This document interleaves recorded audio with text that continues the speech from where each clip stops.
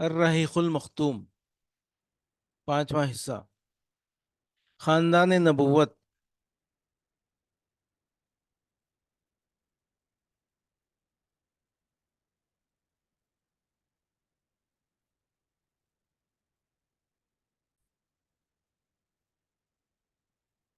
نسب۔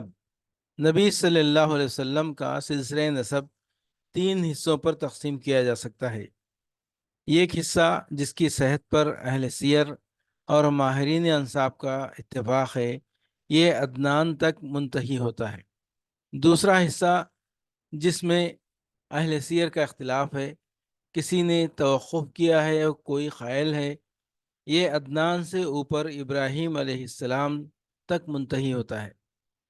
تیسرا حصہ جس میں یقیناً کچھ غلطیاں ہیں، یہ حضرت ابراہیم علیہ السلام سے اوپر حضرت آدم علیہ السلام تک پہنچ جاتا ہے، اس کی جانب اشارہ گزر چکا ہے۔ ذیل میں تینوں حصوں کی قدر تفصیل پیش کی جا رہی ہے۔ پہلا حصہ محمد بن عبداللہ بن عبد المطلب، شیبہ بن ہاشم، عمر بن عبد مناف، مغیرہ بن خصی، زید بن کلاب بن مرہ بن کعب بن لوئی بن غالب بن فہر، انہی کا لقب قریش تھا اور انہی کی طرف قبیلہ قریش منسوب ہے۔ بن مالک بن نضر قیس بن کنانہ بن خزیمہ بن مدرکہ عامر بن الیاس بن مضر بن نزار بن معاد بن عدنان۔ دوسرا حصہ عدنان سے اوپر یعنی عدنان بن او بن حمیسہ بن سلامان بن اوس بن بوز بن خموال بن ابی بن عوام بن ناشد بن حزا بن بلداس بن یدلاف بن طابخ بن جاہم بن ناش بن ماقی بن عیس بن ابخر بن عبید بن دعا بن حمدان بن سمبر بن یسربی بن یحزن بن یلہن بن ارعوا بن عیز بن دیشان بن عیسر بن افناد بن ایہام بن مخصر بن ناحس بن زارح بن سمی بن مزئی بن اوزا بن ارام بن خیدار بن اسماعیل بن ابراہیم علیہ السلام۔ تیسرا حصہ حضرت ابراہیم علیہ السلام سے اوپر ابراہیم بن تارح، آزر بن ناہور بن سارو یا ساروغ بن راؤ بن فالق بن عابر بن شالخ بن عرفخشد بن سام بن نوح علیہ السلام بن لامک بن متوشلخ بن اخنوخ، کہا جاتا ہے کہ یہ ادریس علیہ السلام کا نام ہے، بن یرد بن مہلائل بن خینان بن آنوشا بن شیس بن آدم علیہ السلام۔ خانوادہ۔ نبی صلی اللہ علیہ وسلم کا خانوادہ اپنے جد اعلیٰ ہاشم بن عبد مناف کی نسبت سے خانوادہ ہاشمی کے نام سے معروف ہے، اس لیے مناسب معلوم ہوتا ہے کہ ہاشم اور ان کے بعد کے بعض افراد کے مختصر حالات پیش کر دیے جائیں۔ یہ ایک ہاشم، ہم بتا چکے ہیں کہ بنو عبد مناف اور بنو عبدالدار کے درمیان عہدوں کی تقسیم پر مصالحت ہو گئی تو عبد مناف کی اولاد میں ہاشم ہی کو سقایا اور رفادہ یعنی حجاج کرام کو پانی پلانے اور ان کی میزبانی کرنے کا منصب حاصل ہوا۔ ہاشم بڑے معزز اور مالدار تھے۔ یہ پہلے شخص ہیں جنہوں نے مکے میں حاجیوں کو شوربہ روٹی سان کر کھلانے کا اہتمام کیا۔ ان کا اصل نام امرو تھا، لیکن روٹی توڑ کر شوربے میں ساننے کی وجہ سے ان کو ہاشم کہا جانے لگا، کیونکہ ہاشم کی معنی ہے توڑنے والا۔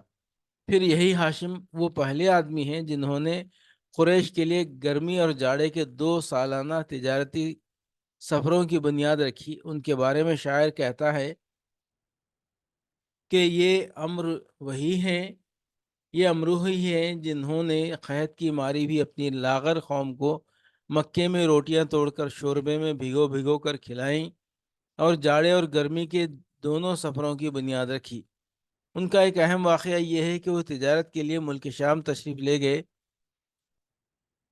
راستے میں مدینہ پہنچے تو وہاں قبیلے بنی نجار کی خاتون سلمہ بنت عمرو سے شادی کر لی اور کچھ دن وہیں ٹھہرے رہے۔ پھر بیوی کو حالت حمل میں میکے ہی میں چھوڑ کر ملک شام روانہ ہو گئے اور وہاں جا کر فلسطین کے شہر غزہ میں انتقال کر گئے۔ ادھر سلمہ کے بطن سے بچہ پیدا ہوا۔ یہ 497 کی بات عیسوی کی بات ہے۔ جو کہ بچے کے سر کے بالوں میں سفیدی تھی، اس لیے سلمہ نے اس کا نام شیبہ رکھا اور یثرب میں اپنے میکے ہی کے اندر اس کی پرورش کی۔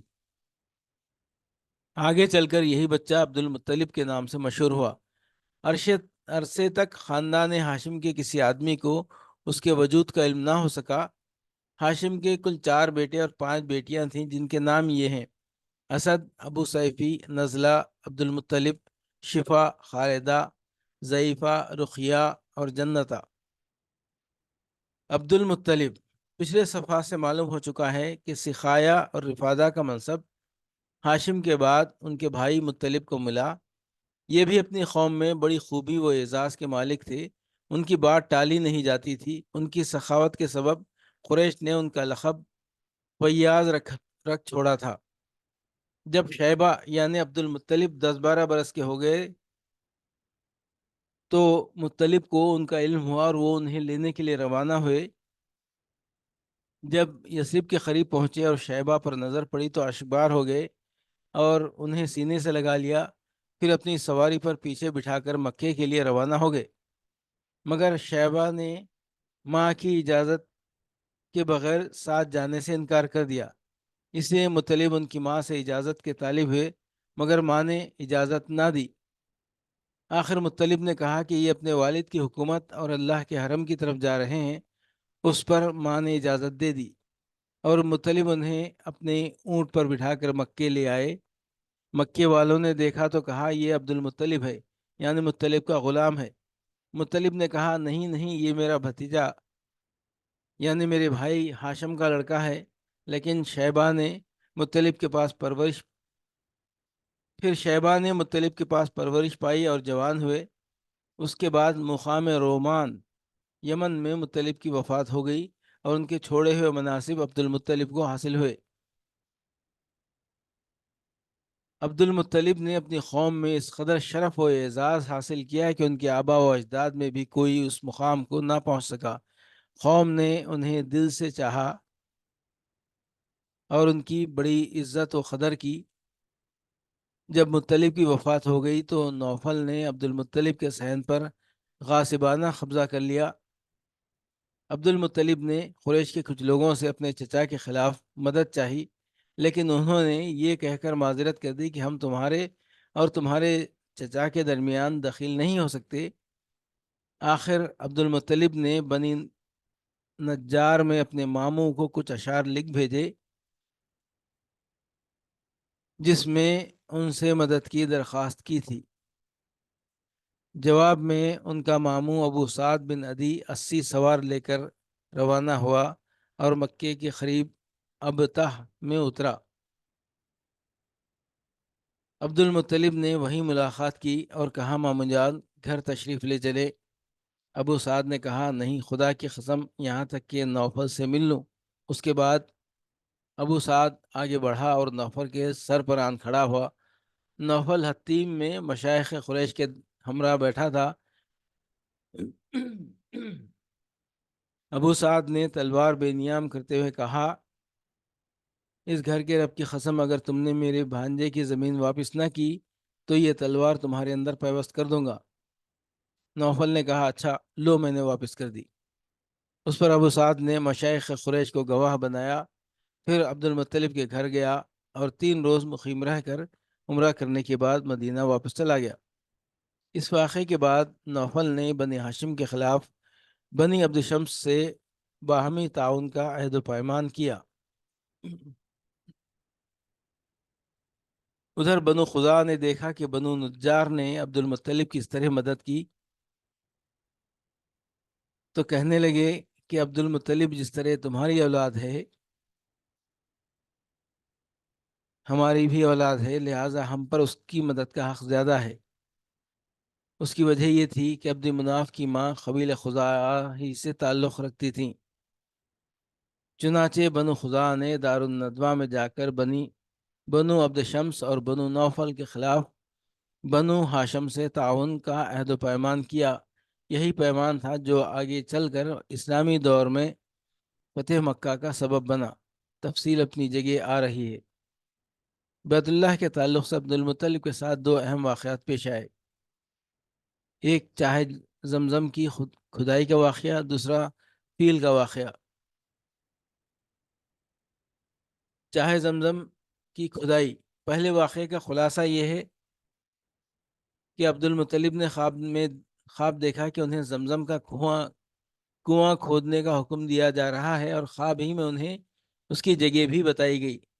انہوں نے بیدار ہونے کے بعد کھدائی شروع کی، اور رفتہ رفتہ وہ چیزیں برآمد ہوئیں جو بنو جرہم نے مکہ چھوڑتے وقت چاہے زمزم میں دفن کی تھیں، یعنی تلواریں، زرہیں اور سونے کے دونوں ہرن۔ عبد المطلب نے تلواروں سے کعبے کا دروازہ ڈھالا، سونے کے دونوں ہرن بھی دروازے ہی میں فٹ کیے، اور حاجیوں کو زمزم پلانے کا بندوبست کیا۔ کھدائی کے دوران یہ واقعہ بھی پیش آیا کہ جب زمزم کا کنواں نمودار ہو گیا تو قریش نے عبد المطلب سے جھگڑا شروع کیا اور مطالبہ کیا کہ ہمیں بھی کھدائی میں شریک کر لو۔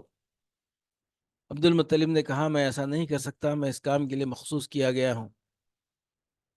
لیکن قریش کے لوگ باز نہ آئے، یہاں تک کہ فیصلے کے لیے بنو سعد کی کاہنہ عورت کے پاس جانا طے ہوا، اور لوگ مکے سے روانہ بھی ہو گئے۔ لیکن راستے میں اللہ تعالیٰ نے انہیں ایسی علامات دکھلائی کہ وہ سمجھ گئے کہ زمزم کا کام قدرت کی طرف سے عبد المطلب کے ساتھ مخصوص ہے، اس لیے راستے ہی سے پلٹ آئے۔ یہی موقع تھا جب عبد المطلب نے نظر مانی کہ اگر اللہ نے انہیں 10 لڑکے عطا کیے اور وہ سب کے سب اس عمر کے پہنچے کہ ان کا بچاؤ کر سکیں، تو وہ ایک لڑکے کو کعبے کے پاس قربان کر دیں گے۔ واقعہ فیل۔ دوسرے واقعے کا خلاصہ یہ ہے کہ ابرہہ صباح حبشی نے، جو نجاشی بادشاہ حبش کی طرف سے یمن کا گورنر جنرل تھا، جب دیکھا کہ اہل عرب خانہ کعبہ کا حج کرتے ہیں تو صنعاء میں ایک بہت بڑا کلیسا تعمیر کیا اور چاہا کہ عرب کا حج اسی کی طرف پھیر دے۔ مگر جب اس کی خبر بنو کنانہ کے ایک آدمی کو ہوئی تو اس نے رات کے وقت کلیسا کے اندر گھس کر اس کے قبلے پر پائخانہ پوت دیا۔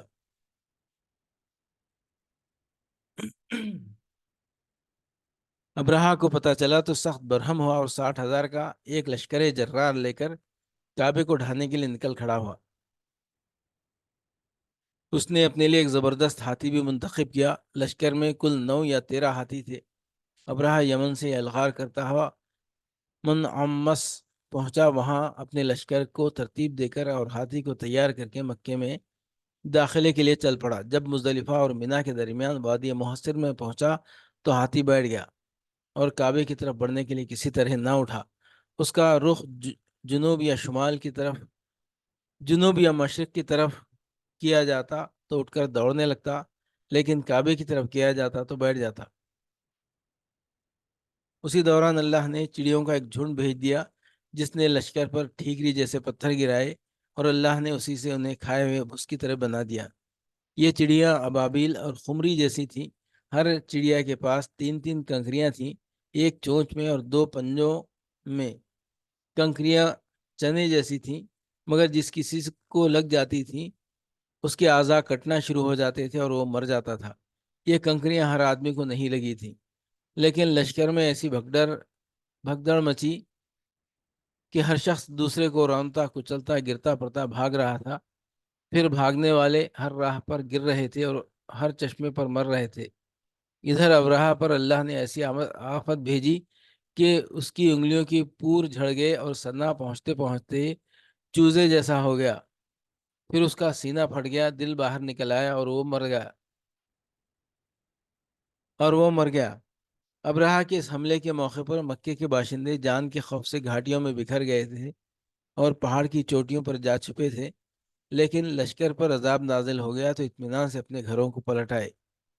یہ واقعہ بیشتر اہل سیر کے بقول نبی صلی اللہ علیہ وسلم کی پیدائش سے صرف 50 یا 55 دن پہلے ماہ محرم میں پیش آیا تھا، لہٰذا یہ 571 عیسوی کی فروری کے اواخر یا مارچ کے اوائل کا واقعہ ہے۔ یہ در حقیقت ایک تمہیدی نشانی تھی جو اللہ نے اپنے نبی اور اپنے کعبے کے لیے ظاہر فرمائی تھی، کیونکہ آپ بیت المقدس کو دیکھیے کہ اپنے دور میں اہل اسلام کا قبلہ تھا اور وہاں کے باشندے مسلمان تھے، اس کے باوجود اس پر اللہ کے دشمن یعنی مشرکین کا تسلط ہو گیا تھا، جیسا کہ بخت نصر کے حملے 587 قبل مسیح اور اہل روما کے قبضے 70 عیسوی سے ظاہر ہے، لیکن اس کے برخلاف کعبے پر عیسائیوں کو تسلط حاصل نہ ہو سکا، حالانکہ اس وقت یہی مسلمان تھے اور کعبے کے باشندے مشرک تھے۔ پھر یہ واقعہ ایسے حالات میں پیش آیا کہ اس کی خبر اس وقت کی متمدن دنیا کے بیشتر علاقوں یعنی روم و فارس میں آنن فانن پہنچ گئی، کیونکہ حبشہ کا رومیوں سے بڑا گہرا تعلق تھا اور دوسری طرف فارسیوں کی نظر رومیوں پر برابر رہتی تھی، اور وہ رومیوں اور ان کے حلیفوں کے ساتھ پیش آنے والے واقعات کا برابر جائزہ لیتے رہتے تھے۔ یہی وجہ ہے کہ اس واقعے کے بعد اہل فارس نے نہایت تیزی سے یمن پر قبضہ کر لیا۔ اب چونکہ یہی دو حکومتیں اس وقت متمدن دنیا کے اہم حصے کی نمائندہ تھیں، اس لیے اس واقعے کی وجہ سے دنیا کی نگاہیں خانہ کعبہ کی طرف متوجہ ہو گئیں۔ انہیں بیت اللہ کے شرف و عظمت کا ایک کھلا ہوا خدائی نشان دکھلائی پڑ گیا، اور یہ بات دلوں میں اچھی طرح بیٹھ گئی کہ اس گھر کو اللہ نے تقدیس کے لیے منتخب کیا ہے، لہٰذا آئندہ یہاں کی آبادی سے کسی انسان کا دعوی نبوت کے ساتھ اٹھنا اس واقعے کے تقاضے کے مطابق ہوگا، اور اس خدائی حکمت کی تفسیر ہوگا جو عالم اسباب سے بالاتر طریقے پر اہل ایمان کے خلاف مشرکین کی مدد میں پوشیدہ تھی۔ عبد المطلب کے کل 10 بیٹے تھے، جن کے نام یہ ہیں: حارث، زبیر، ابو طالب، عبداللہ، حمزہ، ابو لہب، غیداق، مخوم، صفار اور عباس۔ بعض نے کہا ہے کہ 11 تھے، ایک کا نام قسم تھا، اور بعض اور لوگوں نے کہا ہے کہ 13 تھے، ایک کا نام عبد الکعبہ اور ایک کا نام حجل تھا، لیکن 10 کے قائلین کہتے ہیں کہ مخوم ہی کا دوسرا نام عبد الکعبہ اور غیداق کا دوسرا نام حجل تھا، اور قسم نام کا کوئی شخص عبد المطلب کی اولاد میں نہ تھا۔ عبد المطلب کی 6 بیٹیاں 6 تھیں، نام یہ ہیں: ام الحکیم، ان کا نام بیضہ ہے، برہ، عاتقہ، صفیہ، اروا اور امیمہ۔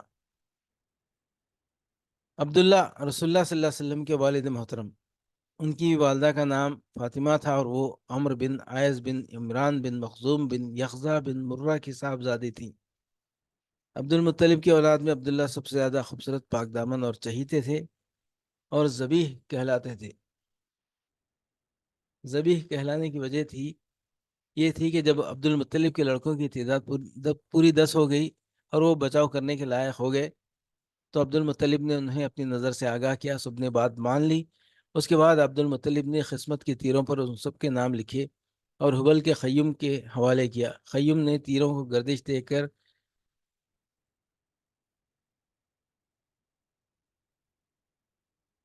قرا نکالا تو عبداللہ کا نام نکلا۔ عبد المطلب نے عبداللہ کا ہاتھ پکڑا، چھری لی اور ذبح کرنے کے لیے خانہ کعبہ کے پاس لے گئے، لیکن قریش اور خصوصاً عبداللہ کے ننیال والے یعنی بنو مخزوم اور عبداللہ کے بھائی ابو طالب آڑے آئے۔ عبد المطلب نے کہا، تب میں اپنی نظر کا کیا کروں؟ انہوں نے مشورہ دیا کہ وہ کسی خاتون عرافہ کے پاس جا کر حل دریافت کریں۔ عبد المطلب ایک عرافہ کے پاس گئے، اس نے کہا، عبداللہ اور 10 اونٹوں کے درمیان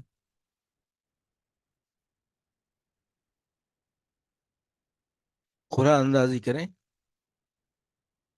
اگر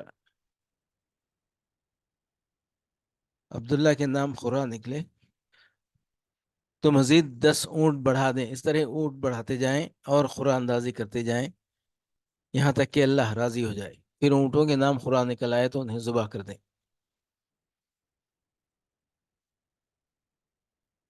عبد المطلب نے واپس جا کر عبداللہ اور 10 اونٹوں کے درمیان قرا اندازی کی، مگر قرا عبداللہ کے نام نکلا۔ اس کے بعد وہ 10 اونٹ بڑھاتے گئے اور قرا اندازی کرتے گئے، مگر قرا عبداللہ کے نام ہی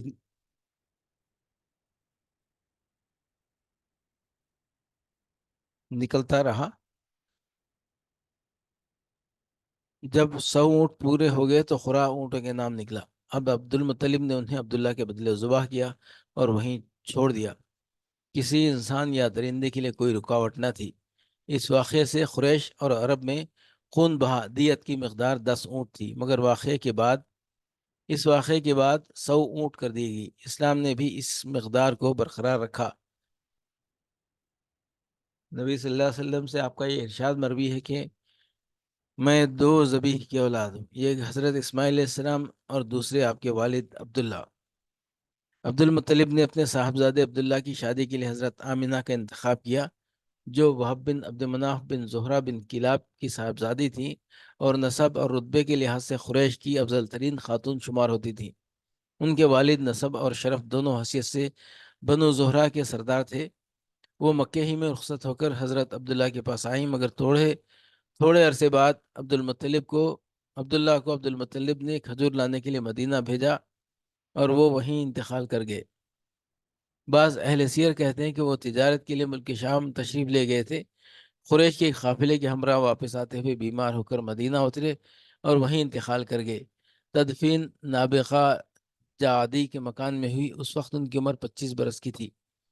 اکثر مورخین کے بقول ابھی رسول اللہ صلی اللہ علیہ وسلم پیدا نہیں ہوئے تھے، البتہ بعض اہل سیر کہتے ہیں کہ آپ صلی اللہ علیہ وسلم کی پیدائش ان کی وفات سے 2 ماہ پہلے ہو چکی تھی۔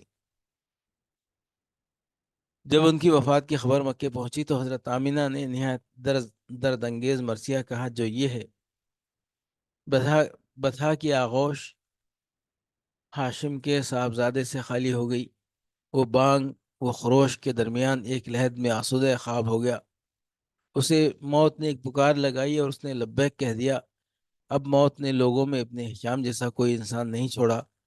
کتنی حسرتناک تھی وہ شام جب لوگ انہیں تخت پر اٹھائے لیے جا رہے تھے۔ اگر موت اور موت کے حوادث نے ان کا وجود ختم کر دیا ہے تو ان کے کردار کے نقوش نہیں مٹائے جا سکتے۔ وہ بڑے دانا اور رحم دل تھے۔ عبداللہ کا کل ترکہ یہ تھا: 5 اونٹ، بکریوں کا ایک ریوڑ، ایک حبشی لونڈی جن کا نام برکت تھا اور کنیت ام ایمن۔